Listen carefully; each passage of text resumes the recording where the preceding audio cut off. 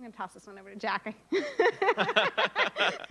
And I'm going to count on her to kick me under the table when I've talked too long. But so personally speaking, I started collecting comics when I was in 3rd or 4th grade, late 80s, early 90s. I was a big collector, and I sort of tapered off reading comics for a long time until I was in library school. And actually, when I was in library school, I started getting back into them in a big way. And part of the reason for that was because, I was a graduate student. I didn't have a whole lot of free time, but I could pick up a graphic novel and I could sit down, and in an hour, I could get like a really complete, full story. So reason number one for why comics, it's like mainlining story. It is like getting story in the purest form. Direct into the vein. Just direct into your head. And, a lot of, there's been a bit of a struggle for a while getting comics in libraries and getting the public and educators and administrators to accept comics and to embrace comics. And a big reason for that has to do with censorship. In the around the early part of the century, comics really were for everyone. And then in the 1950s, there was a big to-do about juvenile delinquency, and there was these Senate hearings about like how comics were corrupting the youth of America, and it led to the adoption of this incredible self-censorship on the part of the comics industry itself. And it really just like dumbed down the whole medium. Like when we think about comics and we think about like these very basic, 4-color morality plays about dudes in tights, the reason we have that conception in our head is because the entire comic book industry in America was stymied for a good 30 years by censorship. And that started breaking up in the 80s. And it's gotten to the point where we're really seeing like this very rich, very diverse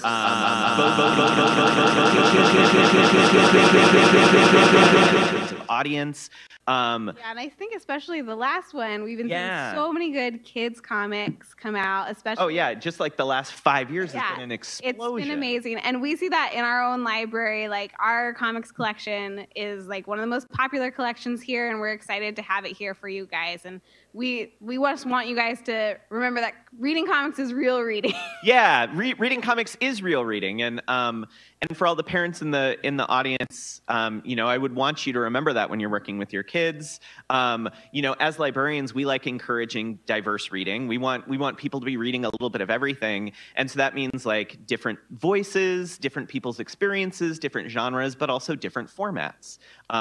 Comics are a format that has its own language, that has its own conventions, and that you could do special things when you're working with that combination of images and words that you can't do with just words alone. Yeah, and I think that reading comics is its own kind of literacy. Yeah. And so it's something you have to learn, just like reading a book, and you want to get experience with that too. And as we're, we all have these in our pockets now, right? Like we're living in this information environment where seeing text and images butting up against each other is very, very common. Like it's something we're really used to now. And so that kind of visual literacy, that being able to understand text and images and how they relate to each other is actually a really essential 21st century literacy skill. So when you're reading comics, you are practicing good literacy for this world that we live in. Yeah. Let's get down to it. Okay. So that wasn't too much, was it? No, right? Let your kids read comics. So kids comics, some of my favorite that I have seen. So this one isn't even out yet. I think it comes out this week on Tuesday. This is Sanity and Tallulah by Molly Brooks. It's a new science fiction comic about 2 girls who live on a space station. And this one just totally surprised me. There are a lot of really good science fiction comics right now for kids, like Zeta the Space Girl, Cleopatra in Space. You can go on, right? There's like a million. But this one was really smart, really, really well written. The girls are really funny. They have great chemistry. So I would recommend getting your hands on this one as soon as next week. Has anyone read Cucumber Quest? this comic is amazing. So if you're a teen or an adult, I also recommend you getting this comic. It is actually started as a web comic by Gigi DG, and it is just like a total send-up of fantasy tropes. It is about this boy who just wants to go to magic school, and he's been told he needs to save the world. And his sister is like, I'll save the world. And they're like, no, you're a girl. You can't do that. And so they go together and they have this adventure. It's full of like puns and like ridiculous jokes. And it's like super colorful and sparkly and just really funny. Good adventure for really all ages. The Cardboard Kingdom is another really good one that I liked for kids this year by Chad Sell. And he's the artist, and then a bunch of authors worked with him to write the different chapters. And this one is a really nice, if you guys have read Raina Telgemeier's books, anyone read Smile? Girl, people in the front row, yeah. So if you guys liked Smile or any Raina stuff, this is kind of a good one. It's a bunch of kids who live in a neighborhood, and they have like this make-believe play out of pieces of cardboard. So they build like castles. One of them wants to be like a dragon, so he makes like a big cardboard dragon. One of them wants to be like the mad sorceress, and they kind of like play out stuff that's going on in their own lives through these little like cardboard make-believe. So this one is like kind of unexpectedly touching. Like as you're reading it, you're kind of like, oh, I didn't expect to cry reading a comic about cardboard. But it's really, really nice. And then finally, have you seen this one? I've seen it. I haven't read it. It's so cute. It looks super cute. It's so cute. It's sloths. So this one is called Peter and Ernesto, and it is about two sloths. It is the guy who created this one, I believe, works at Laika, the studio that made like Coraline and Paranorman, and I believe he was one of the leads on the Box Trolls, which you can kind of like see in his little sloth people. But this is just so charming. It just charmed the pants off me. So it's about two sloths. One of them has wanderlust. He wants to see beyond his own canopy. The other one feels very safe at home with his best friend. So one of them decides to adventure away. The other one can't stand to be left and eventually decides to go after his friend. This one is really appropriate for even the youngest readers could read this one. But it is just such a charmer for all ages. Like, go look at Peter and Ernesto. And there's a second one coming out next year. Okay, teenagers. Have you read this one, Jack? I have not, but I love Emily Carroll. Emily Carroll, what was the name of her, was her first book called? Through the Woods. Through the Woods, yeah.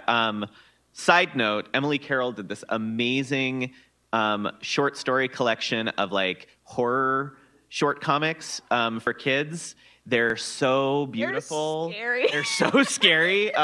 It's called Through the Woods by Emily Carroll. That is a great one for Halloween if you can handle some scary Yeah, stuff. they're legit spooky, and I would totally recommend reading them for Halloween. She has this other one that's kind of hard to find called, I think, Under the Dead Oak Tree. That is like so spooky and brutal. But then she also works with Laurie Hall Sanderson. But then so she also did this adaptation of Speak this year, which was Laurie Hall Sanderson's really classic YA novel. Some of you guys might have read it in school. And her adaptation is fantastic. Like, she's a fantastic artist. The book is already good. It's the adaptation really kind of just like breathes new life into this book that's really a seminal teen read. So if you guys have already read Speak, pick up this one. If you guys haven't read Speak, read this too. Like, it's really good. It's really powerful, and it just kind of hits you right in the chest. It's about a girl that something really bad happens to her, and as a result, she just stops talking to anybody because she just can't. She's afraid that if she starts talking, she's going to start spilling all of these secrets that she doesn't want anybody to know. Yeah, and the art just really like captures that, and because she's a horror artist too, it's like dark. And... it really gets you. This one just came out recently. It was also a web comic. Check Please by Ngozi Okazu. This is a story about hockey, and baking. And it is about this boy right here in the front. His name is Biddy, and he goes to college, and he was actually a figure skater in high school, and he joins the hockey team in college on hockey scholarship. And it is just fantastically funny. This one is definitely for older teens. The language is a little salty, but her characters are just hilarious. Her writing is so funny. The story is very charming. There's a little bit of romance. There's a lot of hockey. There's a lot of pie baking. This one is very fun. Does anyone like science fiction? Has anybody read the Uglies books or by Scott Westerfeld? Ray in the back. Couple. So Scott Westerfeld worked on this series Spill Zone with artist Alex Puvaland, and it is very interesting. Did anyone see the movie Annihilation? Yeah, a few of you guys. This is kind of in a similar like environmental disaster story where this town has basically been wiped off the map by an accident of some kind, and it's been totally shut off to the public. No one really knows what's going on inside it, but this girl, her family had lived there, and she sneaks into the spill zone to take photographs and sells them on the black market of all the crazy phenomena inside. The thing that's really cool about this book, and actually the comparison to Annihilation, the movie, is really good. The artist does these incredible contrasts between life inside the spill zone and outside. So when you're outside, the color scheme is very drab, and things are very normal. And then when you go inside, things just get like totally crazy and psychedelic and colorful. Yeah. It's a really neat juxtaposition between those two different environments. Very cool. And then, have you read this one? Oh yes. Go. You could. Yeah. The Prince and the Dressmaker by Jen Wang is about a prince who hires a tailor sort of in secret because he wants this tailor to make dresses for him because he has like this alter ego. He's kind of like a drag queen where he has this alter ego and he like goes to, these sort of like fancy balls and all of this big high society stuff in his community as this other character, as a woman, and is just like the talk of the town and is super popular and everybody loves her and nobody knows that it is really this prince. And so he hires like this famous dressmaker to make him these beautiful, beautiful dresses so that he can go out and kind of be his best self. But at the same time, he's very afraid that somebody was going to find him out. And at the same time, his seamstress, who's trying to make a name for herself as a seamstress. Oh, right. Yeah. And that's like her dream. And it's hard to like be a famous seamstress when you're like someone's darkest secret. Yeah. So Jen Wang's art is like, it's fantastic. To die. Yeah. It's gorgeous, and it's just like a really heartfelt story. It's beautiful. Check this one out. Okay, we're gonna get into adult stuff. Kids, cover your eyes. No, I'm just kidding. But all of this stuff is gonna be more appropriate for the adults in the audience. So just like heads up. The first one I want to talk about is this one that's coming out called Girl Town by Carolyn Nowak. She has done some like self-published zines and some underground comics before, but this is like her first big work. And so there's this like kind of fantasy short story author named Kelly Link. Does anybody know Kelly Link? Okay, big shout out for Kelly Link because she actually just won the MacArthur Genius Grant, and she writes these amazing short stories. She has this short story called Magic for Beginners. It's the most just mind-bogglingly amazing thing I've ever read. And I bring her up because I met Carolyn at a librarian conference this summer, and I was looking at her book, and on the back it had a quote from Kelly Link, and I was like, oh man, Kelly Link likes your stuff? She's like, yeah, oh, I love Kelly Link. I totally died when she said she would quote my book. And then I read the book, and I was like, oh yeah, no wonder Kelly Link likes this, because this is like if Kelly Link, the writer, who none of you know, so this story is totally pointless, made comics. They're these short comics that all have these sort of fantastical conceits and these kind of loose plots.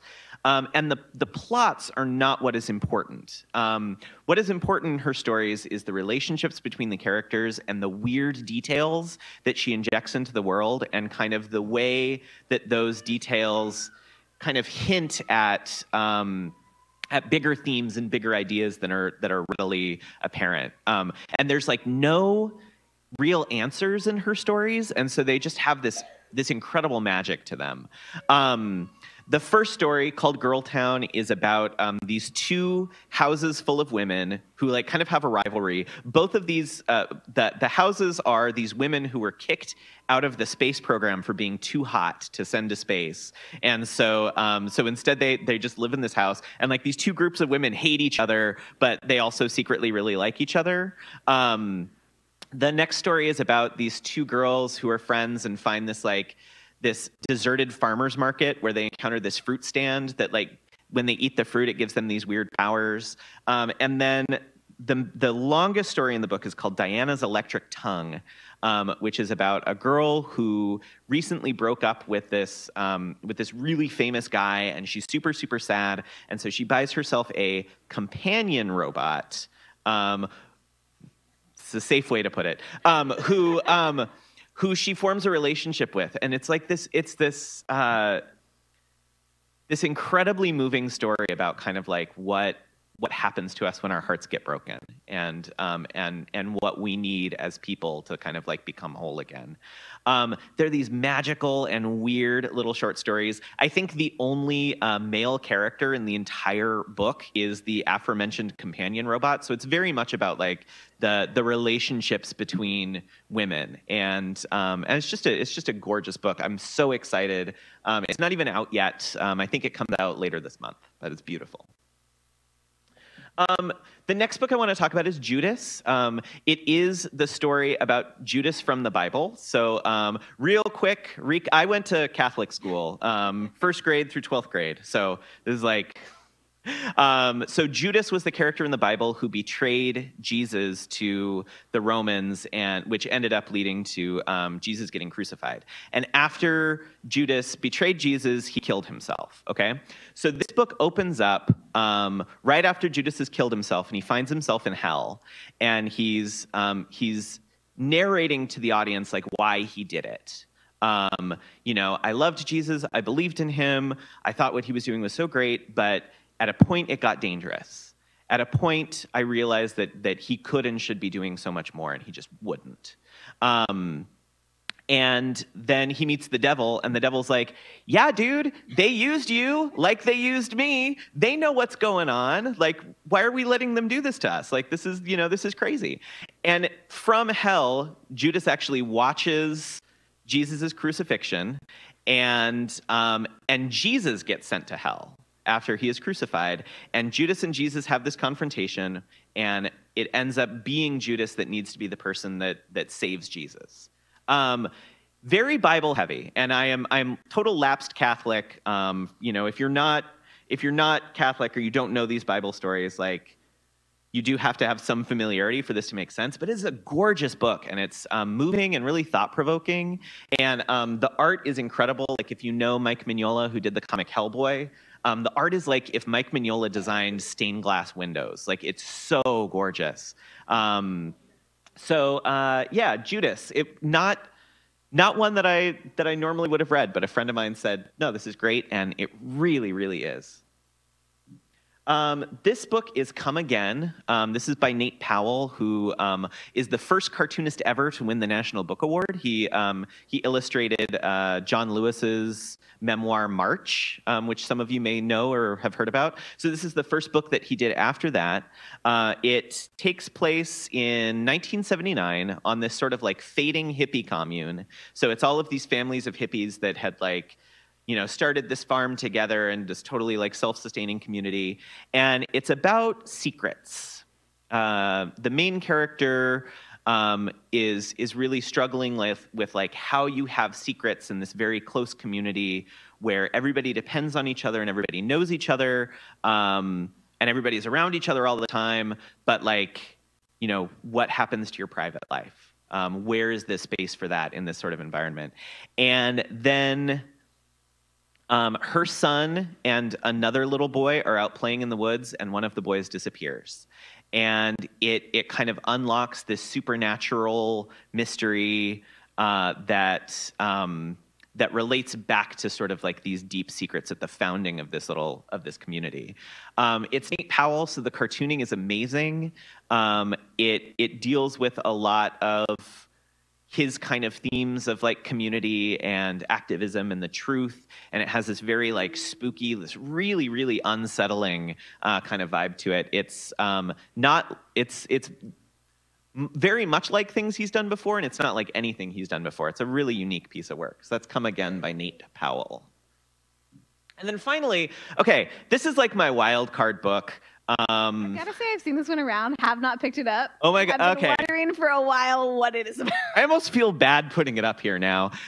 So this is a comic that basically the conceit is cats are people and people are cats. And so the main character is this anthropomorphic cat who works in a call center.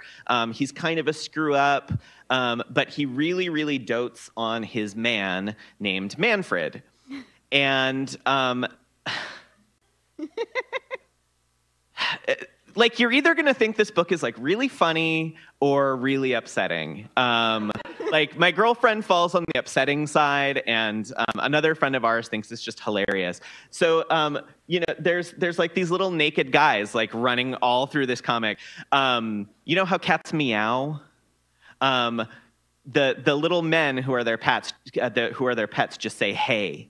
They're just like, hey, hey, hey. And so like they start, like Manfred and the cat, the man next door, who's like this, like, you know, Manfred is this kind of chubby little bearded ginger guy. And the man next door is like this African-American kind of muscular guy with a little bow tie. And they get in these fights and they're just like yelling, hey, hey, hey at each other, while the cat is like running in trying to break them up. It's super weird. There's like all this nudity, there's so much nudity in it, but like none of it is sexual. It's just so deeply strange. Kids, don't read this book. I feel bad talking about it at all. Move on. Okay. We're moving on to manga. So actually, I think, Jack, you put this one out. Oh my God. Yeah. Okay. This book is called My Brother's Husband. It is by Gengoro Tagami, who has a big reputation doing super adult comics for gay men, and he wanted to do a book that was all ages, that like really addressed kind of like the status of homosexuality in Japan. And so this book, so the guy on I'm blanking on his name. I'm so sorry, but the guy on the far right, the Japanese guy, he had a twin brother. Taichi. Huh? Taichi? Yes, thank you. He had a twin brother who, when they were in high school, came out to him, and it kind of like created this rift between them. They really grew apart after that. He didn't know or talk much about to his twin brother after that, and then his twin brother moved to Japan and married the guy on the left, Mike, and who's Canadian. and then the brother died, and Mike never met his family, and they had always like told each other, like, we want to, you know, someday we're going to go to Japan. I want to show you my home. I want you to meet my family. But then he died before they got a chance to do this. So Mike kind of comes and is doing that on his own. And so he just kind of like crashes Taichi's family. Taichi's a stay-at-home dad. That's his little daughter. And Taichi's kind of a benevolent homophobe. Like he's not like poor meaning, but he's very, very uncomfortable around gay people and around homosexuality. And the 3 weeks that Mike spends with the family, like brings them all together as a family and kind of opens up Taichi. And it's just the sweetest and most beautiful. And the little girl is kind of like instrumental, right? Because she's like, yeah, she's seen it through the eyes of a child, and so her father has all these prejudices, and she's just like, wait, that's like why? Yeah. And he's like, Mike is so cool and he's so great, and she just wants to spend all of her time with him, and yeah, it is just like the most beautiful little comic I've ever seen. You guys will shed a tear, like yeah, you will. It's I put it in my teen collection at my library. I think that it's totally appropriate for younger kids who are comfortable reading about those kinds of issues and those families. It's going to bring up a lot of questions, but yeah, it's just amazing. It's beautifully illustrated. It's only 2 volumes, so you know, it's also like a lot of manga series just go on forever and ever and ever. But this one's very concise and really lovely. Okay. Does anyone like shoujo manga? Takane and Hana is probably my favorite new shoujo manga. This one is just like a super fun like rom-com about this guy, Takane, who is the heir to a business empire, and it really like has it all going for him and kind of expects to like get his way. And this girl, Hana, who really doesn't give a crap about any of that stuff. And they meet when Hana stands in for her sister on a blind date, basically. Her older sister was supposed to go, and then her sister was like, I'm not going. Like, I have better stuff to do. Like, you go in my place. And so she ends up going, and she's like, immediately has had it up to here with this guy. He's like so arrogant and so ridiculous, and she's over it. And she leaves, and of course it's romance, so he pursues her because he's like, you can't just leave me. Like, I'm really cool. Like, why would you not be into me?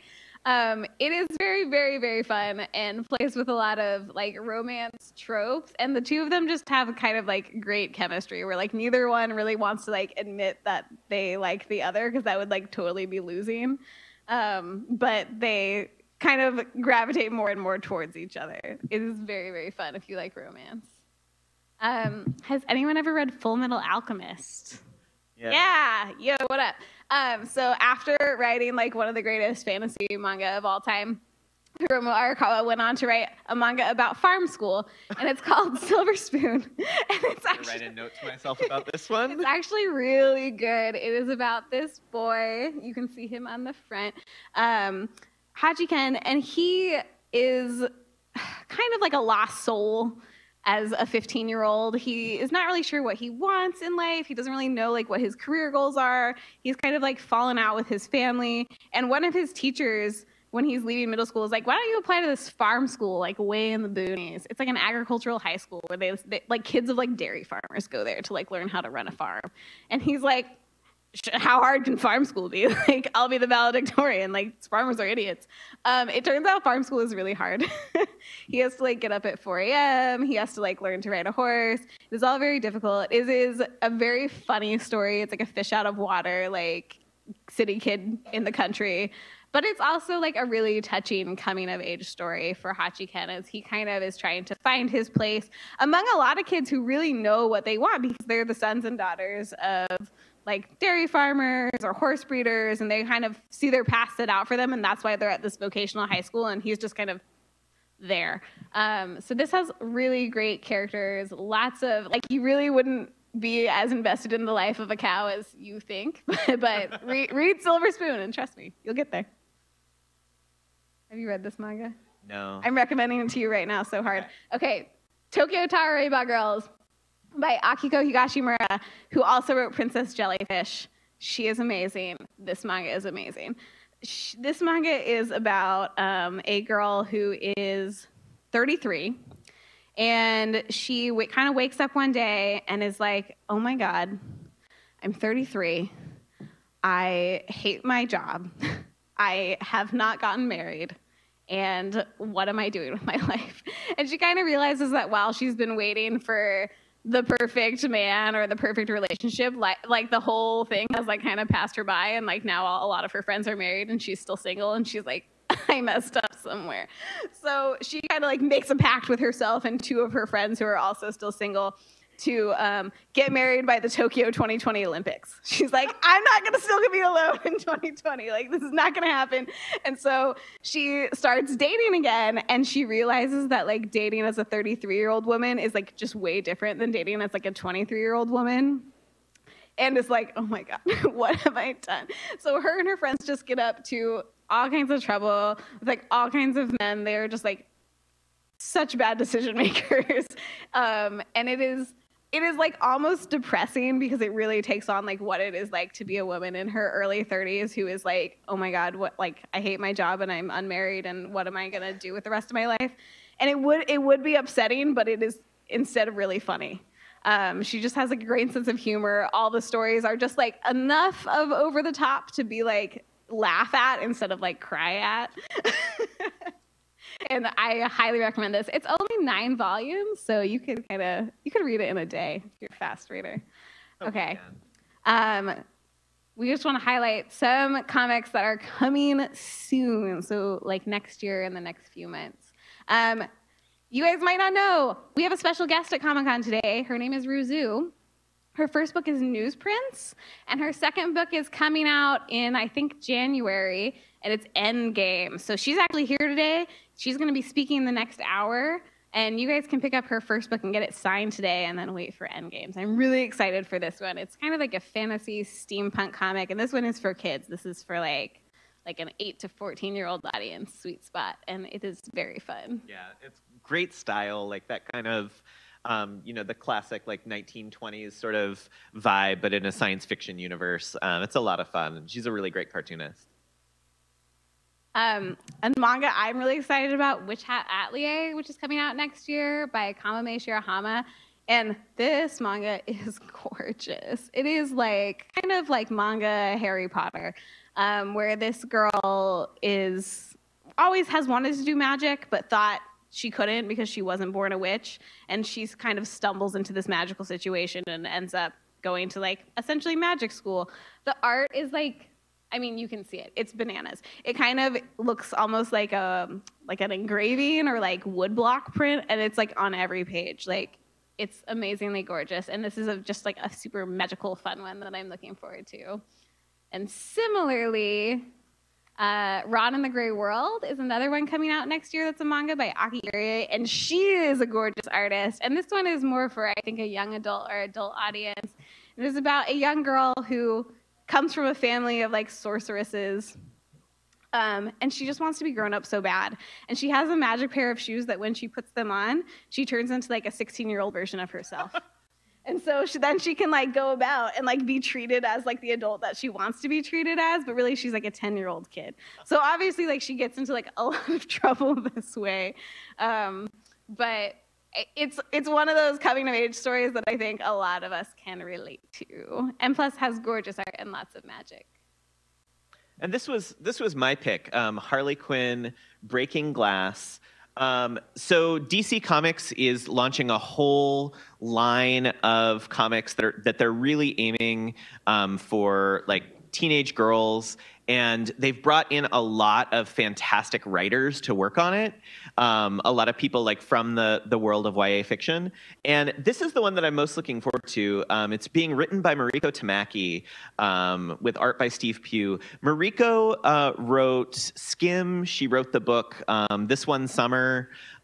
She's written the Lumberjanes novels. She's like fantastically talented. Yeah, she's done a lot. You've probably read some of her stuff. Supergirl Being Super. Have you read that one? Yeah. Oh, my God. So the reason I'm so excited about this is you have Harley Quinn, who is this character who has always been defined by her relationship with the Joker, right?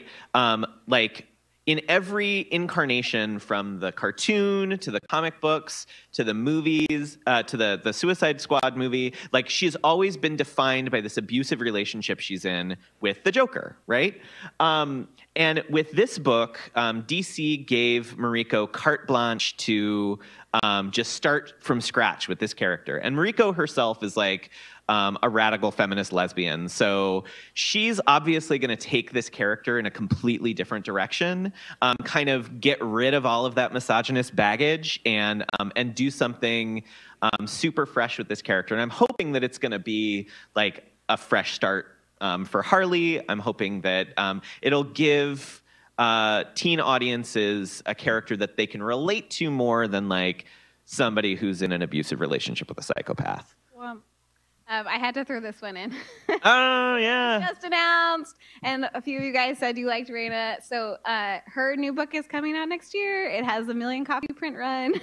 We will have it at the library. I feel like enough said. Like, you don't even need to say what it's about. I know a little bit about what's it about. I was sharing a house with Raina while she was working on it. And it's in line with Smile and Sisters. It's another autobiographical comic about her struggles, like her teenage struggles with anxiety.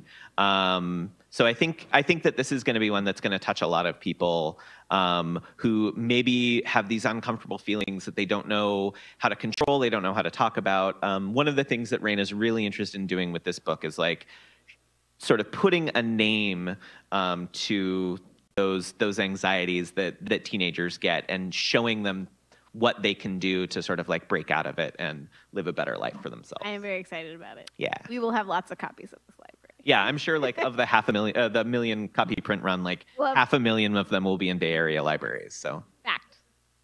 And that's all she wrote. So we do have a few books up here for giveaway. If anyone has a question for us, or if you want to tell us about a really good graphic novel you have read and recommend it to the room, raise your hand and get a free book. Anyone? Hi.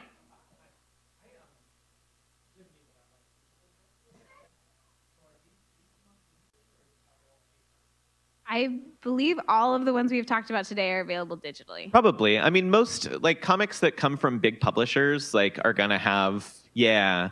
And I know that like Overdrive, which is the ebook platform that a lot of libraries subscribe to, Overdrive has a lot of comics in it, and they work with the big publishers. Hoopla, which is another big platform. Do you guys have Overdrive and Hoopla? We do have Hoopla. And okay. Overdrive. Yeah. Hoopla has tons of stuff from DC and from Image and from Oni. Like a lot of the publishers work with Hoopla, and that's stuff where they're always available. You have a set number of checkouts per month. You just push a button and then it's on your iPad or whatever. So yeah. Yeah. Anyone else? Do you want a physical book for? And see if you want one of these. Yeah. They're free. Why do you like it?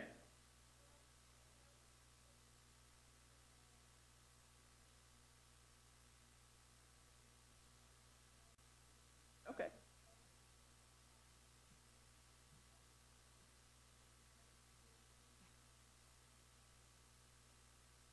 Cool.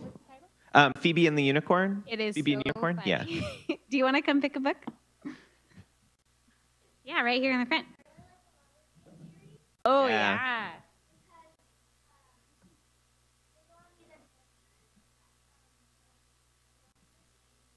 Mm-hmm.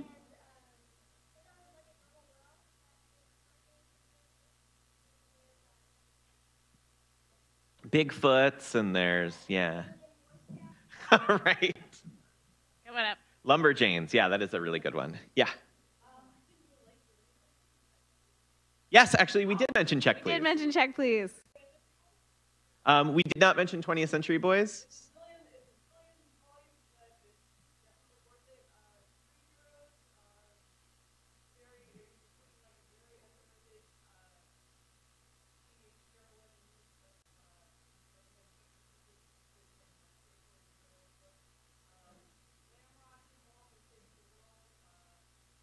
Also, if you're, oh, sorry.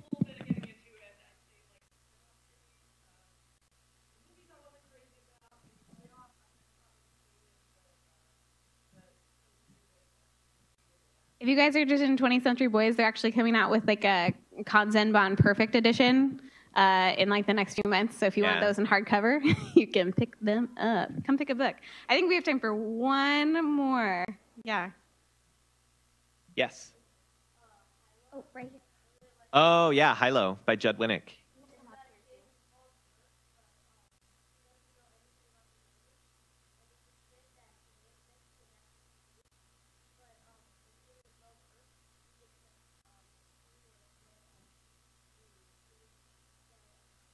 Right. But Hilo is a very funny one, speaking of science fiction titles. What do you think? Excellent. Can we take one? I think we could take one more. One more. Yeah.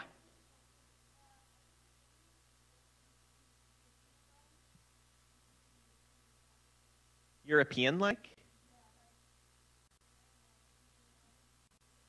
Oh. Have you read Hilda, folk? Yeah. Have you watched the Netflix series? I recently read Persephone, which was kind of interesting and is like kind of that Euro comic style, and also Castle. It's not Castle in the Sky. It's like Castle to the Star. You know which one I'm talking about. Do you remember the what one Mariko just did the translation for? Louisa. Louisa, yeah. That one's fresh out from Humanoids. Humanoids is like the main American publisher for Euro comics, and so if you're interested in that, they're a great place to look. Video game? Yeah, last recommendation.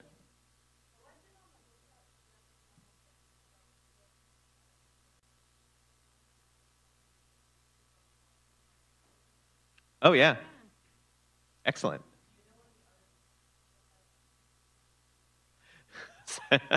I know a lot of super obvious ones. There was just an Alexander Hamilton graphic novel that came out. Yeah, that was illustrated by Justin Greenwood, who's a local guy. He lives in Alameda. It might be a little dense for third graders because it is very detailed. But it's really well put together. Our emails are up there. Shoot us an email when we have a little bit more time to think about it. Yeah. I'm sure we'll have some more recommendations. And anybody, even all of you who maybe are not patrons of the Berkeley Public Library, please feel free to email me, say, hey, I saw you on this panel. Can you tell me more about X? And I will be happy to tell you more about X. And then your own Kelly, of course, is always here to help you out. Yeah, for sure. Yeah, hit us up. We love to talk about graphic novels. So we're going to stay up here for a second. If you guys have more questions or you want to talk to us up here, come back. I still have a few books, so if you guys didn't get one and one of these looks really good to you, then come up and talk to me.